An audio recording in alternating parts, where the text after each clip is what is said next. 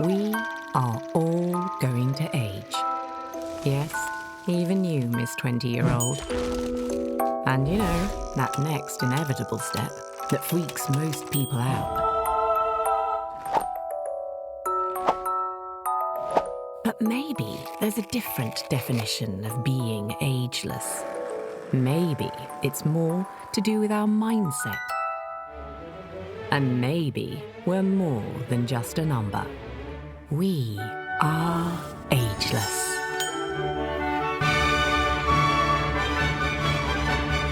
So, if being ageless isn't about looking younger, what the heck does it mean? And where are you in your aging journey? You ready? Ready.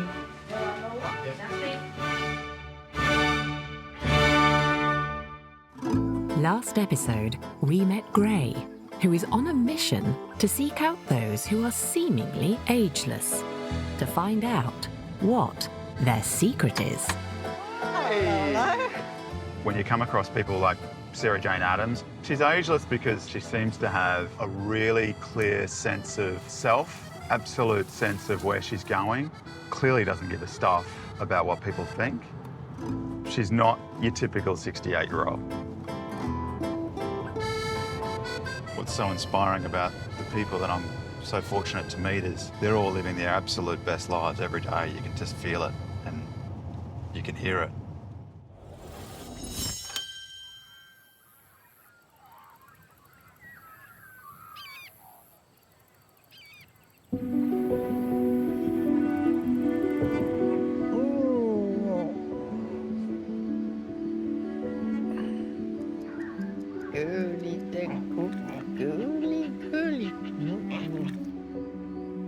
Most of the year, I'm actually alone here. Here we go. That's yours. The last wet season, I stuck out here for 3 months. Completely alone.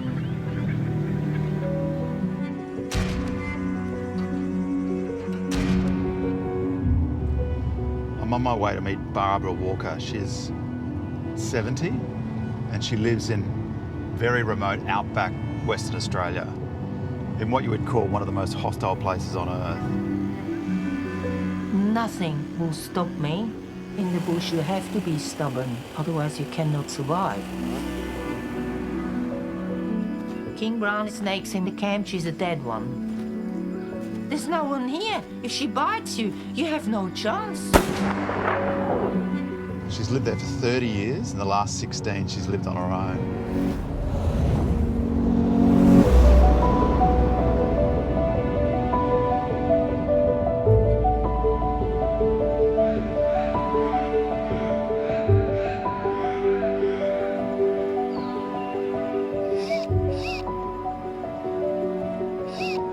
I've had a few chats with her on the phone, and she's got so much energy. She always talks about she's got so many jobs to do. I'm so intrigued to learn more about her story.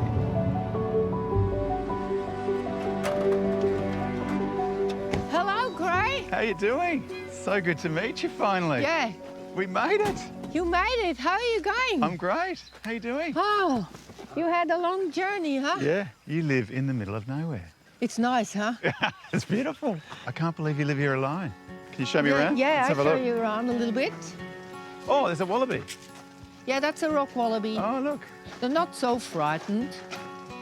So where are we? This is your house. Yeah, that's my house. That's Tinkerbell. Someone said, why do you have so many projects? In 10 years, perhaps you're not here anymore. Age is only a number on a page of a book. You are as old as you feel. You can make yourself old. All my life, I loved cowboy stuff, you know, all these wagons and horses. I wonder, perhaps I was alive before in the Wild West. I was a different person when I was still living in Switzerland.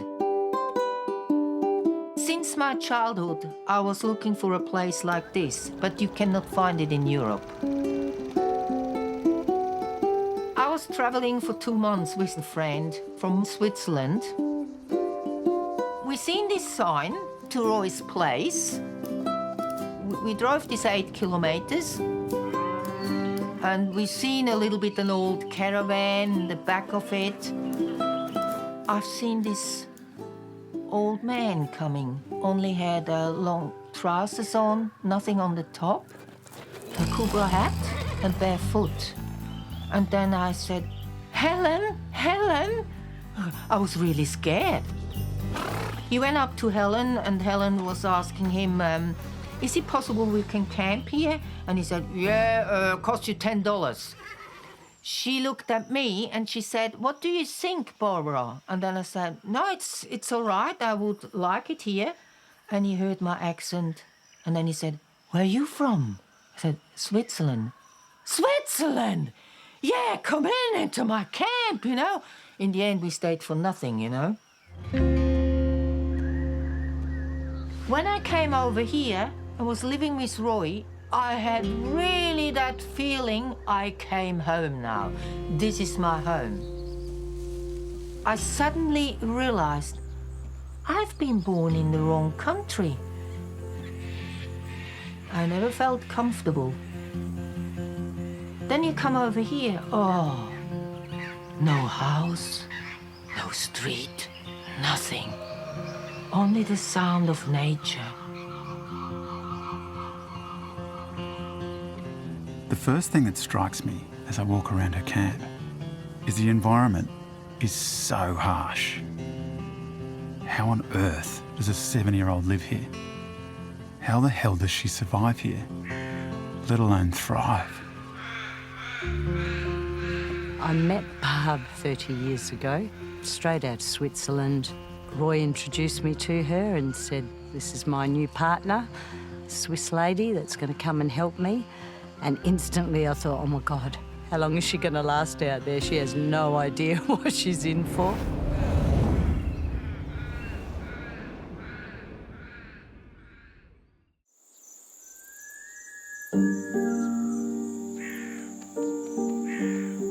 One evening, Roy said, what's about we go down to the spillway with a cup of tea and see the moonlight?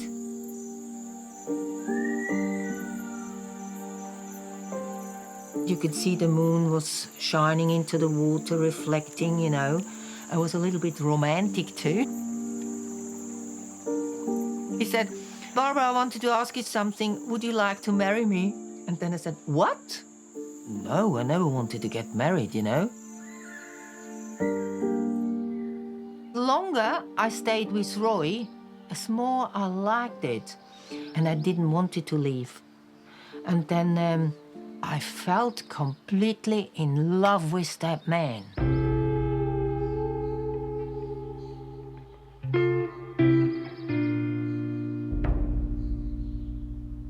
That is his old camp. That's when I met him, when I came as a tourist. We had nothing. No fridge. We had only a Hessian bag where we put the butter in it and cheese to keep it cool a little bit, like 100 or 200 years ago. Roy was a bushman his whole life, and he was teaching me a lot of things that you can survive out in the bush. I had to put down a few horses. And in the beginning, I thought, I can never do that. This is impossible. And Roy said to me, you will see the time will come and you can do it. You still have feelings, but you get harder.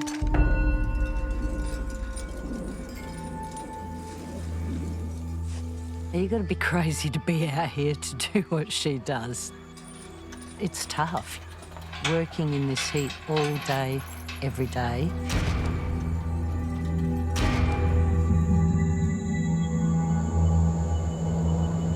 I remember it was November. Slowly the wet season is coming. Suddenly Roy was gone and I was alone here. I could see so much work. At night, I couldn't sleep anymore. I couldn't shut up my brain. I was so stressed out, I had not an idea if I could do it, living alone.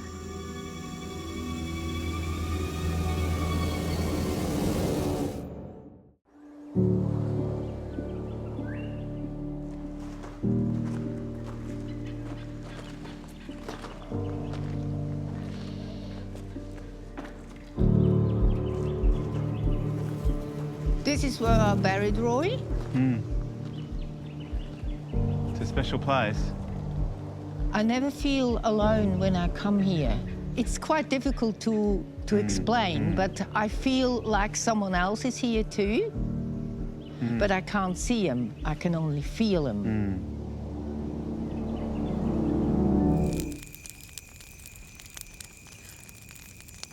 Tell me, how was it for you when Roy died? I was prepared for it. The doctor gave him 2 months. 3 days before he died, we were sitting in the Bush building, and he just said, yeah, I can go now, you can handle it. To bury him. Did you bury him? But yeah, we transported him in the wheelbarrow.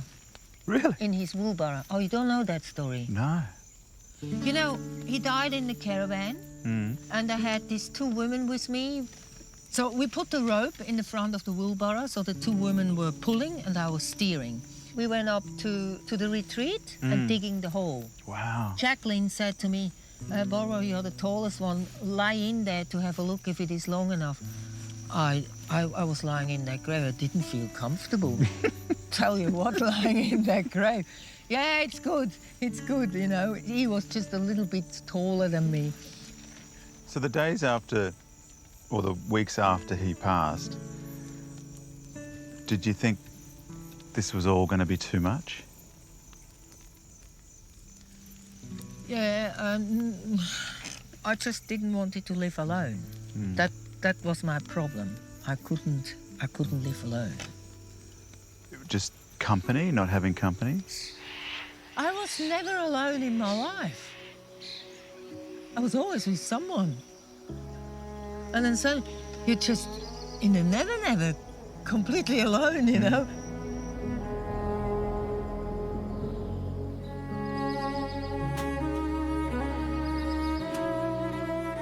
So that's why I lived in the caravan, because there is a TV in there. I had to listen to human voices. She would break down. She would come into town and just hang with us so that she could be around people. I couldn't quite understand what was driving Barbara to stay here after Roy passed, given the continuous battles that she was facing, all on her own.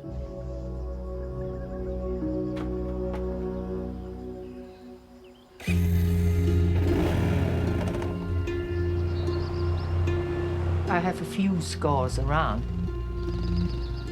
I went out with Roy's big Magnum chainsaw, and I had no other choice. I had to train myself to use this chainsaw. There was just this big, huge tree lying over my track. So I started to cut it up, but the chainsaw was very heavy. I went down a little bit, but the chain was still turning, and I cut my knee here, very deep. Had to drive home, you know, and then quad bike, everything was full with blood. Actually, they would have to stitch it. The same day, I went out and finished that job. I'm like this.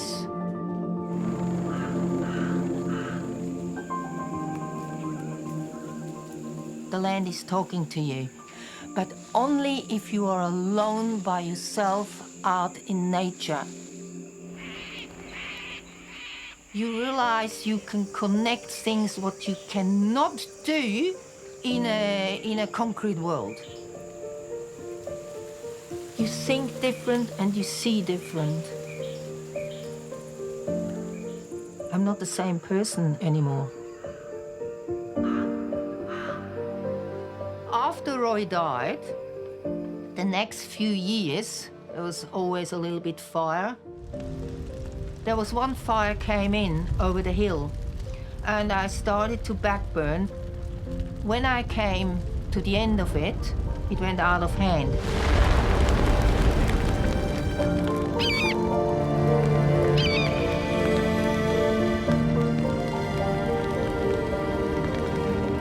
There was no one who was helping me. I was just alone here.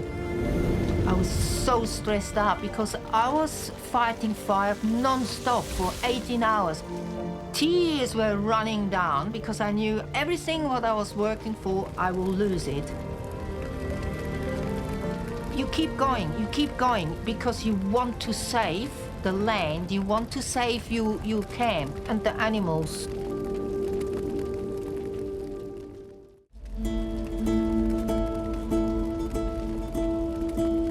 I was just alone here. I was so stressed out because everything what I was working for, I will lose it. I'm not religious at all, but I was so stressed out, I went to my knees, I looked up in the sky and I said, Jesus Christ, help me.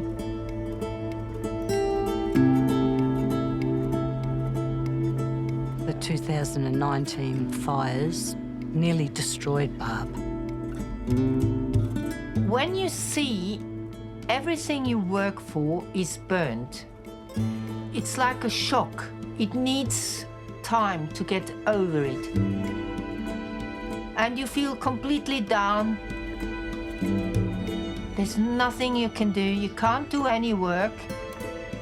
You need that time to realize what has actually happened. She had to rebuild everything. She had to redo again, and that's hard. That's hard on anyone, anywhere. But there's no one here to help her. She just had to do it on her own.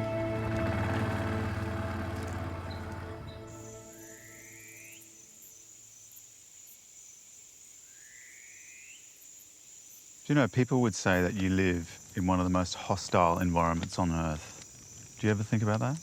Hostile? Yeah. Did you think about whether you could keep this place alive? Yeah, definitely. Every woman would not have stayed. She would have gone. I bet. And then I just couldn't. Mm. You know? And what kept you here? The land and the horses and the animals. That is why I couldn't leave.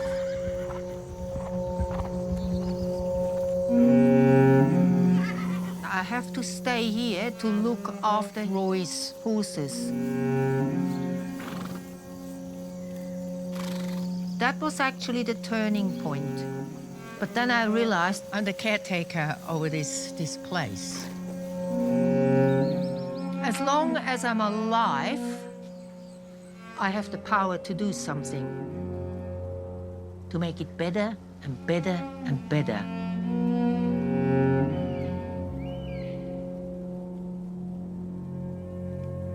As you look ahead, what does the future hold? The future? Yeah, a lot of positive things. To finish all my jobs, what I have to do in this world, I have to get 100 years old. So you've got 30 years of plans. Yeah, yeah. What's the secret for you? The secret would be always have a positive attitude, but sometimes it's not that easy, you know. But I'm the person who is swimming against the stream, you know. Life is not easy. If you take risk in life, this is what heroes are made of. Yeah. You can do anything in life if you want to. It has to be up here.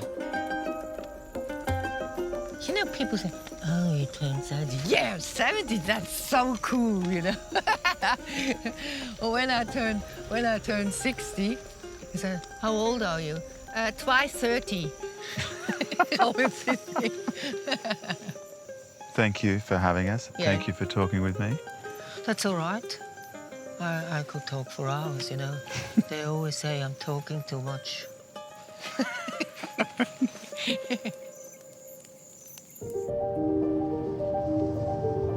Wow, what a force. She's been dubbed the Outback Widow, but she is every bit an outback warrior. All people face challenges, and as you get older, they seem to get harder and harder. But Barbara, who lives in this incredibly tough place, her never-ending positivity, where all she sees is a future and a legacy to protect, she is a total inspiration. Next episode, we meet those who are looking for true love at a later stage in life. But is it too hard to find? Or too late to look? When he died, the doors closed. Why are you not on any dating websites? I'm not going to be flicked. My goodness. I haven't felt like this forever. Oh my God, really? Yeah. Bing, bing, bing, flick, flick. No, not for me. I picked up and just reinvented myself in my 50s. When's the last time you remember being romanced like that?